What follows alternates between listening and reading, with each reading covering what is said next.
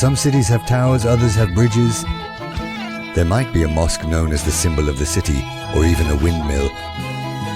But very few cities have beautiful people who have become their symbol. Here is my beautiful city. We started to document the beautiful people of Silivri to help future residents of this city understand the spirit of my town. To the Symbols of the City project. While walking through the streets of Silivri, sometimes you see them passing by quietly, sometimes defending their beliefs loudly, sometimes lost in thoughts about Silivri, and sometimes rushing to help their loved ones. To get to know these people who passionately love this city and dedicate their lives to contributing something to it, we first ask their loved ones. Ercan Çakır, in the industry, we were electricians. Ercan too was with his blacksmith brothers, his family, his father and such. He was an artisan too. He was hyperactive. He is a bit younger than us. He would approach everyone. He would run after helping with everything. May God rest his soul. Their father was very nice. The children were nice too. Ercan's brother is hyperactive. Both of their children are very beautiful. Both of their children are like diamonds. Both studied in good places. They studied well. But the children are also gentle. Both of them were hyperactive, but they had no issues with anyone, no problems with anyone. Their voices were loud. They would try to run to everyone. They would try to help with every task. They knew how to do everything. Ercan knew more. His brother too. Raised in Silivri, with relatives in the villages, they belonged to a good and large family. He was one of the fine young people raised there. My late father was a fisherman. Our childhood was by the seaside. It was spent on the pier. Of course, in our childhood, like every child, we were also interested in football. In the neighborhood, we formed a team called Çiftlikspor. My late brother Caner, Uykusuz, also formed a team called Six OK. We mixed it up and turned it into a full team. Then Ali Bey Spor was established as a continuation of Yılmaz Spor. Ali Bey took the green and reds in the same way we used to play ball in the clover field. I developed an interest in being a goalkeeper. Then Mehmet Ali Usta founded Yalçınspor. Near the 32 Bridge, tournaments used to be held in the summer, during the summer seasons. I was also guarding the goal for Yalçınspor. We had very nice, very beautiful times. My first apprenticeship life began with the late mechanic Mehmet as a mechanic apprentice. In the old market in the 70s, in the office that my late father used as a real estate and construction office, I would often visit. Newspapers were read, discussions were held, and my father's conversations were listened to. We had beautiful days. Wouldn't I remember? Of course, someone like Ercan would often visit. A friend from school and childhood, from the same age group as my friends. I truly remember with a smile and with love. Well, Ercan is a very interesting fellow. For one, he has an incredible mind. He has a fantastic memory. He has a very good writing technique. His storytelling is very good. His emotions, lifestyle are that of a laborer, leftist, but he identifies as a member of the MHP, as an idealist. He is an admirer of Semih Tufan Günaltay, a fellow of ours. The day came, military service was upon us, but before the military service, there was also a nationalist movement. We were as few as you could count on your fingers. Even in Silivri, at most 5 or 6 people. The late Uncle Mura, he had a print shop. They had set up a print shop. Inside that shop, we had only one printing machine. The levers were pulled. And their Uncle Negdet's children, we had Uncle Negdet from Ankara. His children, Suat and Murat brothers. Brother Refikme. Ufuk, Ethem Göktaş, Fisherman Hüsamettin brother. With about 5, 6 people, we revived the nationalist movement in Silivri. When we went down to the shore, they said I was the youngest. I was around 12 years old at most. They would say, look, the nationalists are passing by. We would feel proud, our chests would swell. The nationalist movement.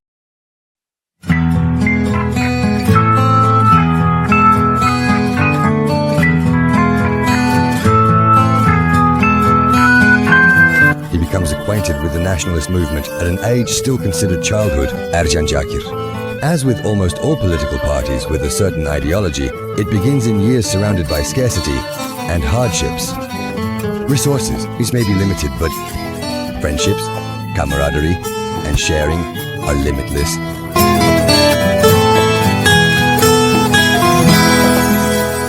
Well, of course, back then, there was no money, no resources.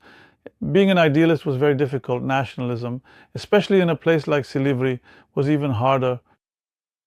During that time, in the evening, so my father would come to our shop during the day quarter, and we would chat there. In the evenings, whenever we had the chance, we would meet at the print shop and chat again. We would discuss what we would do, what actions to take, make plans and programs. Those were the kinds of conversations we had. Our numbers were already very few. The places we could go were also limited during those times.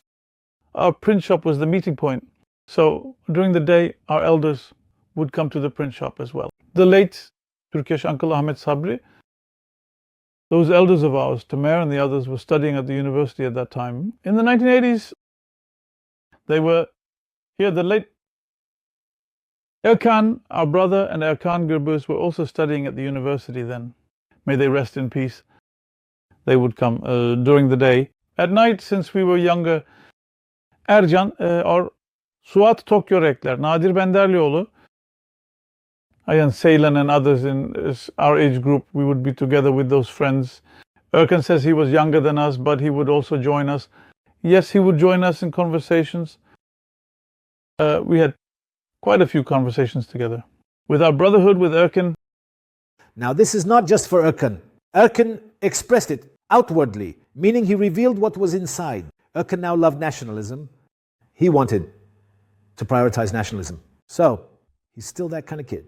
A child with a nationalist spirit, and also he got caught up in the love for the homeland nation, Sakarya. It's a feeling that everyone should already be captivated by. So he beautifully immersed himself in it. For him, he's the type who would want to sacrifice himself. If you said become a martyr, he would. Everyone talks about martyrdom, for example, but when we say let's go to war, no one goes. Most are like that, but Ercan was a soldier in that matter. He always saw himself that way. It was the year 94. Our elder brother Sinan Küpeli was our president. He was the district president of the MHP. Dear Ercan, we want to nominate you as the mayoral candidate from Değirmenköy. What do you think about this? And so on. I respect that. I said, I fulfilled the given duty, Mr. President. I took on the duty.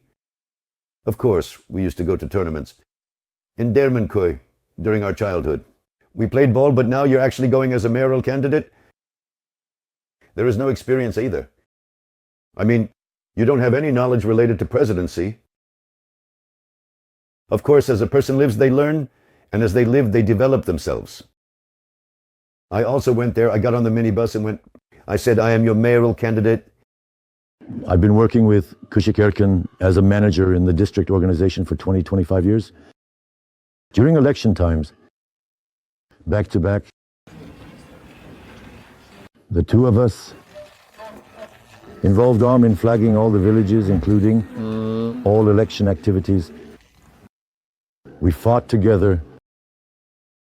From Selim Pasha. Selim, the chairman from the Young Party, said, Ercan, my dear, you have never betrayed me until today. You have always been by my side, supported me in all my candidacies. He said, during my mayoralty, it was yours. He said, I have never seen any wrong move from you. He said, if I nominate you to Selim Pasha, would you accept? I said, Chairman, if you walk on water, I have walked for you. I said, you are a special person to me. I became a candidate for Selim Pasha. Mr. Ercan is a unique person.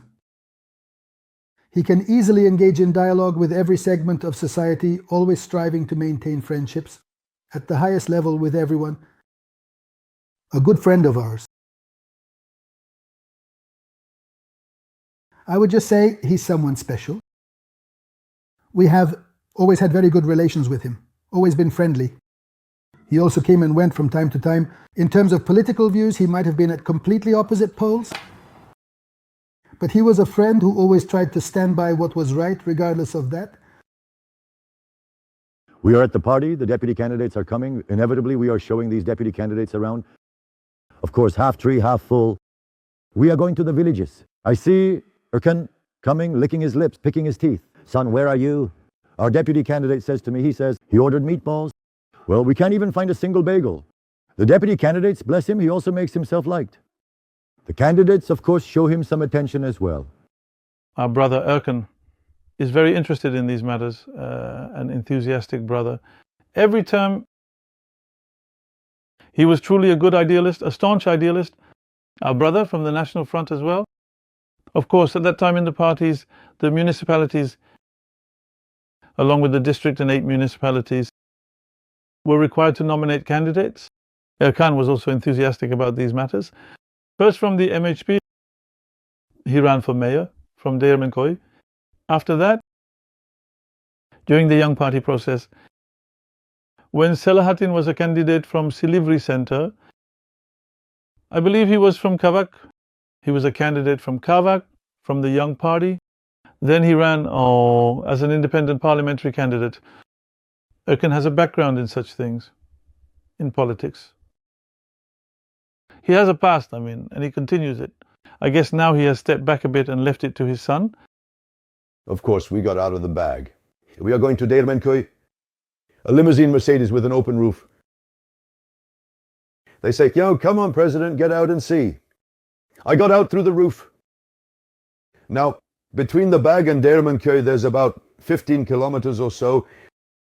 Of course, I'm doing the wolf sign there. The Cayman Islands are going da-da-da-dud. I'm doing the wolf sign to them. But the wind is hitting my mouth. Pup-pup. I'm doing the wolf sign.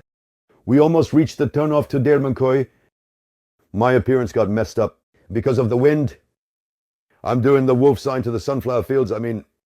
There's so much excitement. After that, as a result, we arrived. We entered into Değirmenköy. He did like this. My hair and everything got messed up. I ended up looking like this from the wind. He eats like this.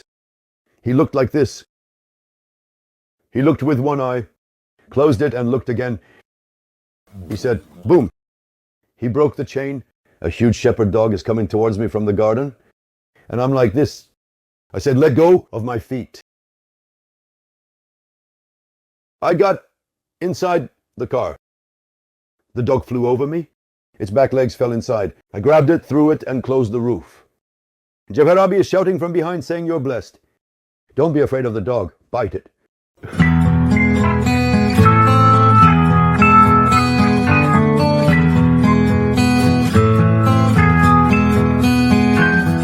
This was just one of Ercan Çakır's election adventures.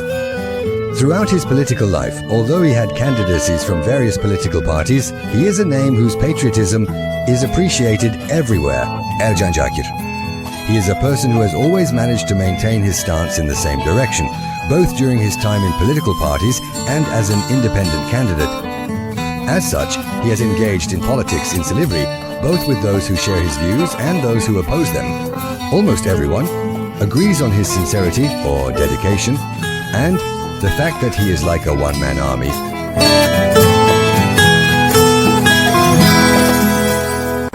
They say it's like when seawater touches you, that's how it was. It became a habit for me. It doesn't happen without being a candidate. It's like a cigarette addiction, that's how it was for me.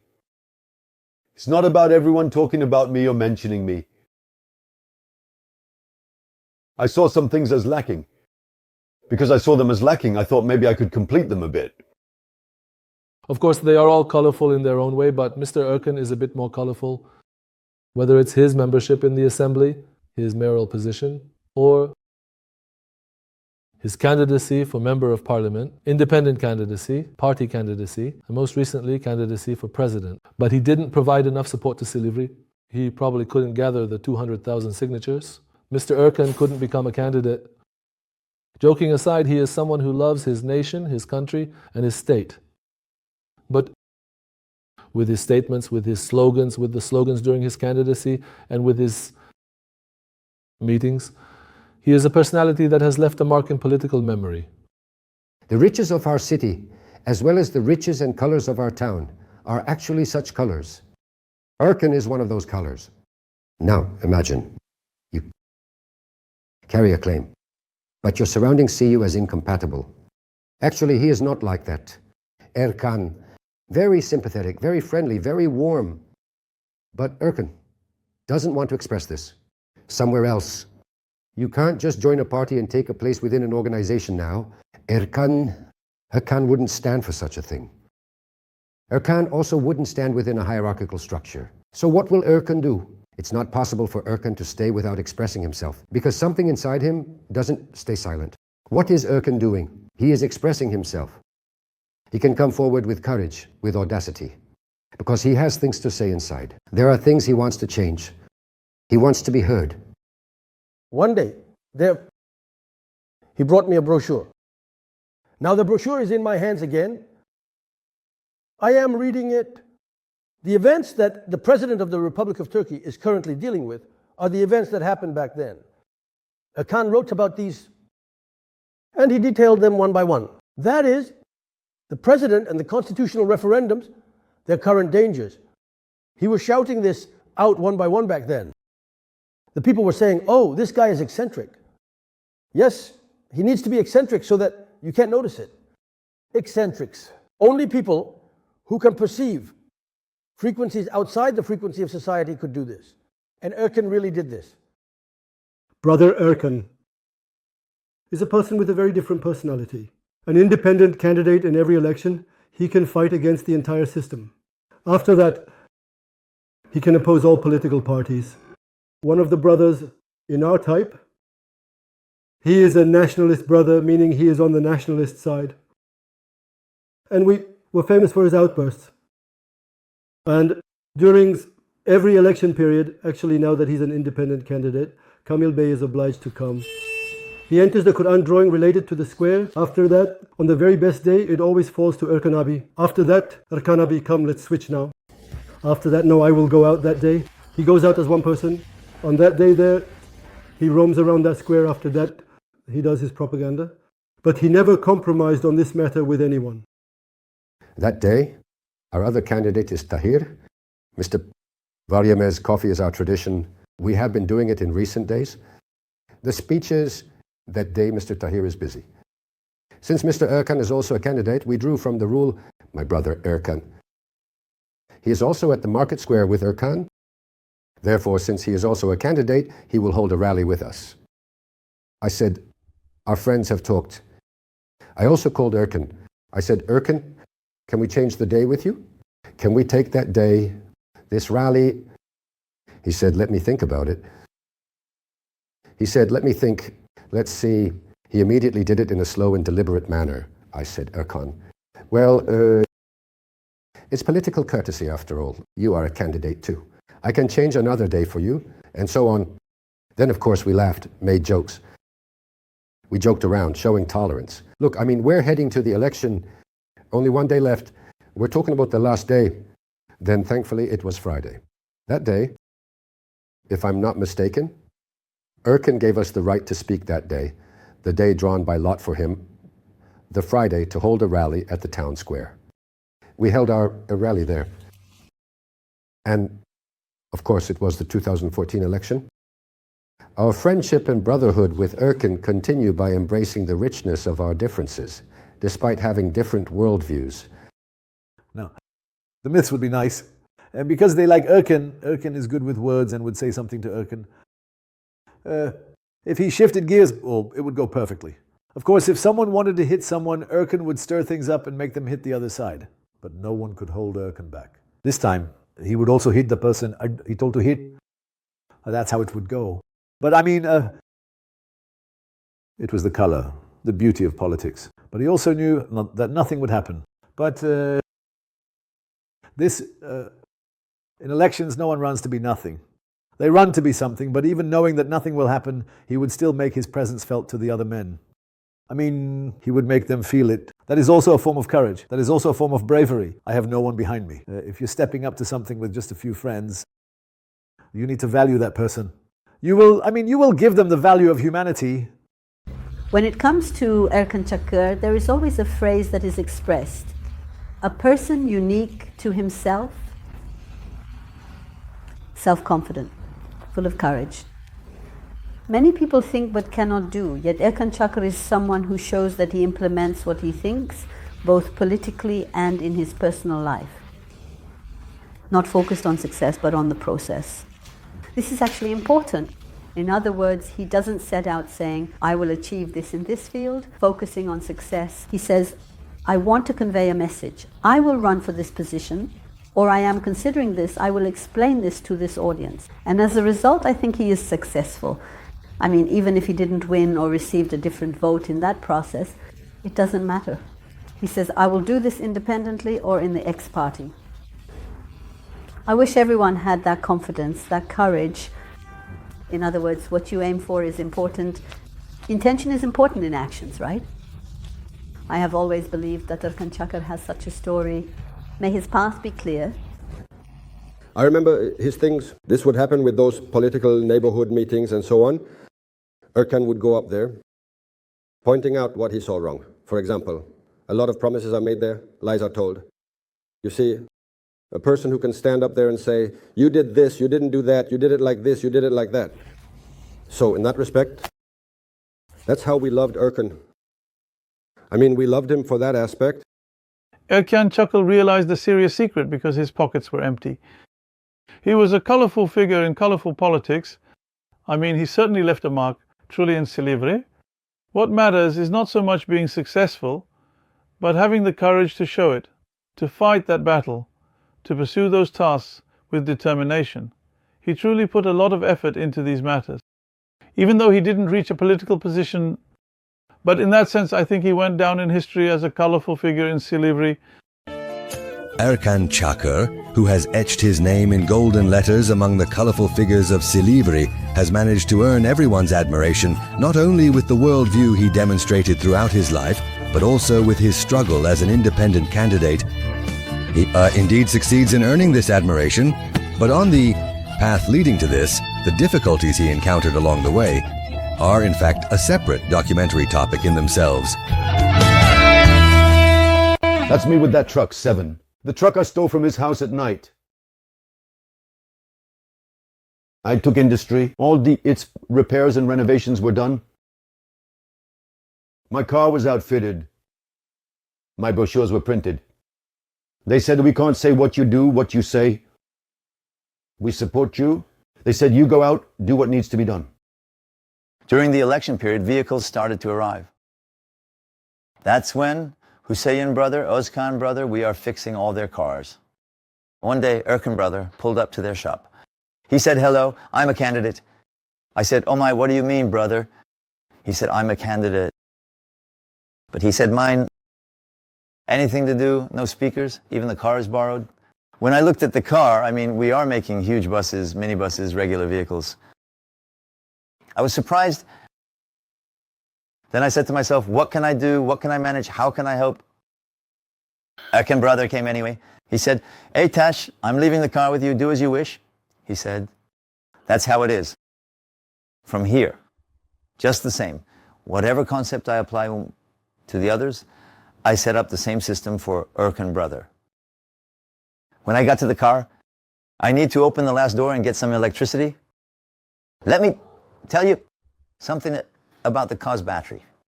I saw that it wasn't in its place. It was in a different location. After that, anyway, we finished the job here. We left. We tried to start the car. No one was there. It wouldn't start. Nothing worked. Here are some reinforcements. That's how the process continued. Thanks to Ercan brother. I mean, after the election, that's why he was here a lot. He always came and didn't like the sound. His voice is louder. Ours just makes a noise. Come on. We always treated him like a heartfelt brother. Like a sibling, doing everything we could. And it made us incredibly happy. But I mean, because he was important both for Silivri and for us. I mean, when he came here, all the friends would get off the other buses and directly look at Ercan abi's car. Always like this, together. At that time, election campaigns were being conducted. He was conducting his own election campaign himself. He would get into his car and distribute brochures, constantly honking loudly as he passed in front of our shop. From the meta marches to a variety of election songs, he would pass by the shop, constantly. I entered from the turbulent Black Sea, to Silivri. I sifted, I rapped it for my baby. A folk song, the song of sending off a soldier. It made me cry while driving the car. I started to cry. I got emotional. I said, Ercan Çakır, you have seen these days too. And you have a car under you. You are the official presidential candidate. I told my future generation, I will be an example. I told my future generation, I will explain how being a patriot is a way of life. To these young people, we arrived, for example, in Silivri. There was a car just below his. When he was a candidate here, he would tour all of Silivri with metro marches and such. So we had troubled times back then too. I mean, there were terrorist incidents. I mean, every day, every other day we had martyrs. I can never forget that day either. In the marketplace, there was HDP, but back then it was BDP. There was a BDP rally down there. At that time, Ercan toured the entire marketplace with all the metro marches and such. There were those who roamed around with divisive propaganda. With them, so when is the car? Tire would come off, or when his door would come off was never certain. Dressed in such a car, chasing after those men, and to stop the announcement, not to assault them, but to stop the announcement, to ensure such propaganda should not happen. I saw him running. I jumped into my car from that psychologist and I followed behind so that they wouldn't do anything to Ercan. I went just in case something went wrong, and in the meantime they ran away. Ercan said, "Don't do such things, my son." And there are good things for him. Alone, I mean, what would he do? At least he would silence them. He would say, "Don't do anything wrong." I didn't see him assault anyone, nor did I see him fight with anyone. You know, he reacts impulsively like that. But you are fighting someone, or Ercan. I didn't hear him say he did this or that, or that he did a bad thing. well, I was timing them exactly for noon. That was my way to add humor to events, to appear more sympathetic to people. In first gear, idling right at noon. All the clerks from the banks have come out. They are coming to Uluşar, to the central restaurant for lunch. While I was driving the car in first gear, I was gently tapping the brake at idle, like this. As the car was moving, it would do this, like a seesaw. I would make it stop right in front of the restaurant. At that moment, they would run immediately. Oh, the president must be calling or something. I would say the gas is out. Immediately, everyone would contribute. For me to get gas, they would say, since we're here, let's also have lunch. When we entered the restaurant, that president came.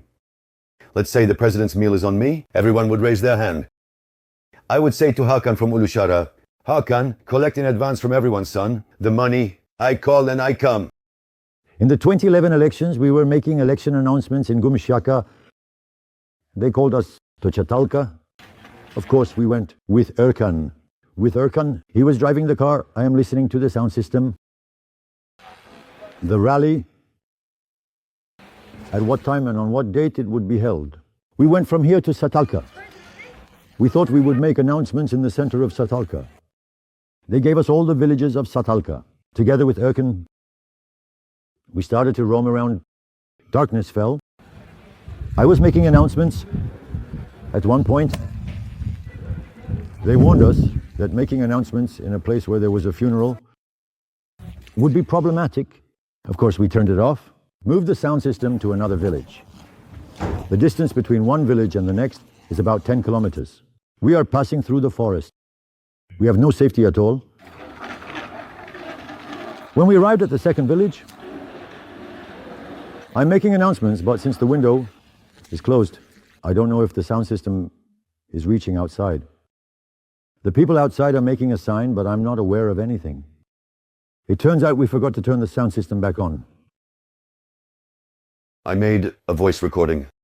Inviting, I open it all the way. I come, I look, again an empty beach. Again I go out, I wander. I saw 3-5 people had come or something. Of course the rally time came. The rally needs to start. People started to become crowded. The police said, "President, aren't you speaking anymore?" I asked, "Whose are these 2 vehicles?" "We don't know." I said, "What if they're loaded with bombs?" I said, "People will be crowded here. What if they're detonated by remote control?" We had the cars towed, the savior of traffic. Then the chief of police arrived. The chief of police of that time. He introduced himself to me. I asked, "Has the riot police arrived?" He said, "No." "Then what?" I asked. "Have snipers been placed on the rooftops?"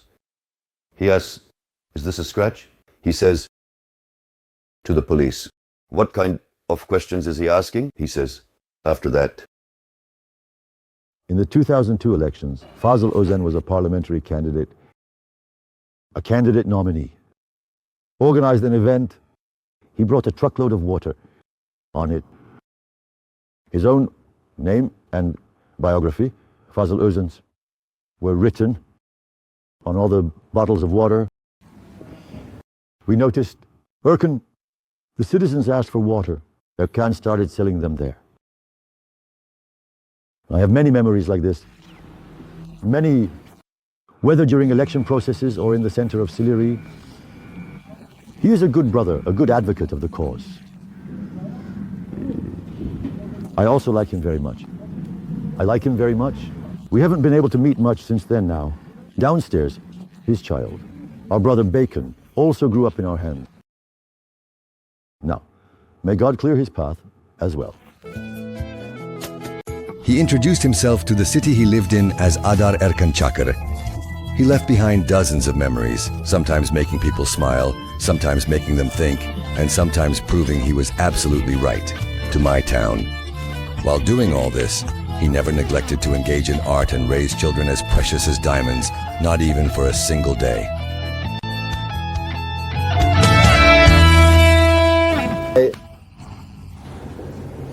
In 2004, I moved my painting studio from Istanbul to Silivri. Since our studio was upstairs in the house, he would always pass by the front of the studio. He would look carefully every time he passed by. Then he entered the studio and we met. Afterwards, he took lessons from us and worked for a while. During this time, he was a person with sensitivity towards others. In fact, we included his paintings in our exhibitions as a mixed collection. He participated in the exhibitions. He had paintings in approximately 3 exhibitions. I think I met Ercan around 92.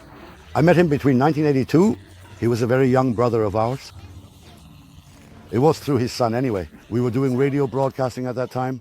We were doing radio and television broadcasting. Ahmet Mashalacı called me. He said, Umar, there's a situation like this. There's a kid, very super intelligent. So he's doing math calculations. He's doing this and that. He's reading and so on. And he said he's 4 years old. How can he be 4 years old, he said. Honestly, he said he's 4 years old. Why don't you do a program with the child? Start a campaign so this child isn't wasted, he said. Anyway, let them come then, he said. They came, indeed, such a tiny thing. Aycan, now he's grown up strong, mashallah. They came, we sat down and chatted. After a while, there was a magazine in front of me. Can you read it? I took it. I started reading, not syllable by syllable or anything, just normal reading. So, how are you with math? He said, ask uncle, like 5 times 5. Skip those. Okay, 10 times 20. Whatever it is, I'm guessing, even I'm calculating right now, it's 625. What are we holding? Like, I don't know, 80 times 90, 713. Oh my God. Let's make another kind of program out of this. We made a program. That's how I met Ercan. After that program, we started a campaign. Again, may Ahmet Maşalacı's ears ring. A close friend. Kemal Koçak, the owner of Uğur Schools, was his guest. Ahmet Maşalacı's, they were listening to the radio too. Mr. Kemal Koçak was very interested in the topic. Ahmet brought Mr. Kemal Koçak before our program ended. I told Kemal, brother, you see, there were two of them. Now there's no need to mention the other one. I said there were two people. I said, brother, there are two kids like this. I said, these. Super Zeki also told me, Kemal Koçak said, Ahmet, he said, bring me as many smart kids as you can find. He said, bring the ones who aren't smart too. But bring more of the smart ones, he said. I said, why, brother? He said, the honor of my school. He said, this would be a reward, more valuable than charity or alms, he said. He said to me, you are earning me rewards. Thank you, brother. May God bless you. When these kids study, he said, when they become good people, he said, where did you study? They will say, I studied at Kemal Koçak. He said, and won't they say, Muhammad Maşalacı, Muhammad brother brought me. He said, oh, that's different. Of course, their contribution to me reaching these days is tremendous. In 1994, they initiated an educational campaign. For me, I have reached very good places. Thanks to them, they are always a pioneer enterprising.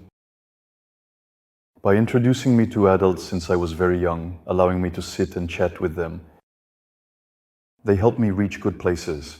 In other words, thanks to them, I was a child who was wise beyond my years. I also had a very beautiful childhood. They introduced me to people I love, from whom I could get ideas since I was very young. Bless them.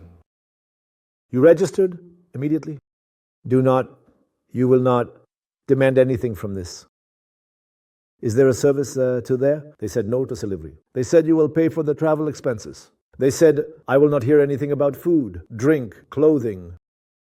They said the same to the other one. They said it will be the same. They said they are coming together now. They said it will be like that too. Okay, teacher, we got these. They started. Thanks to Mr. Kemal, Ayşe and Uğur started at their schools. She continued until high school.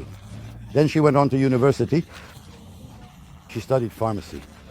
Currently, she is working as a pharmacist.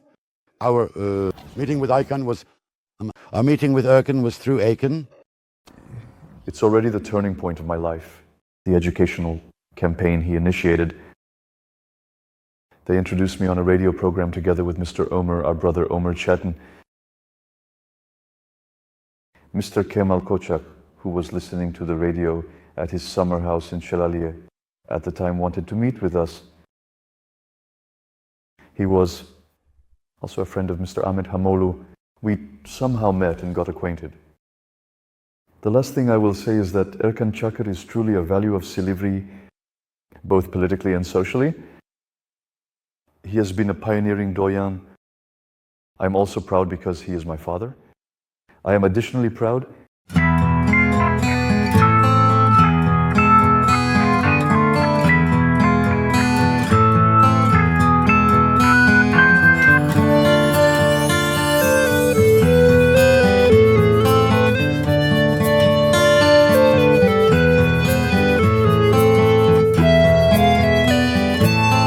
Her neyse Çanta Belediye Başkanı da limuzin üzerinden çıkarttık.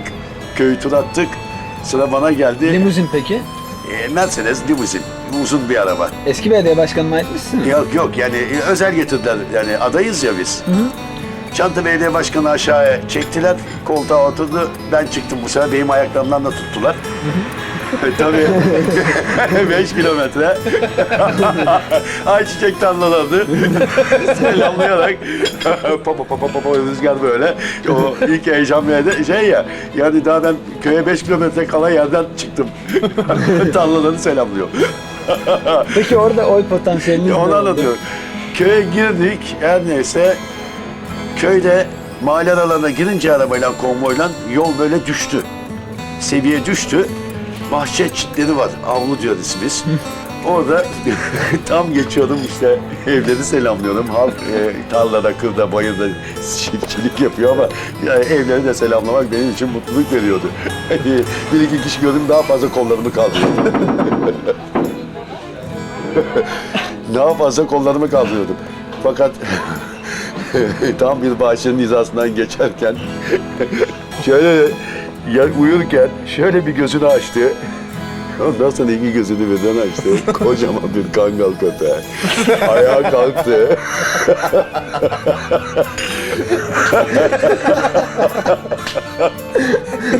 Ayağa kalktı. Arka ayaklarını şöyle bir sıyırttı. Bow etti, zincir koptu. Baktım geliyor. Aşağı dedim bırakın ayaklarımı.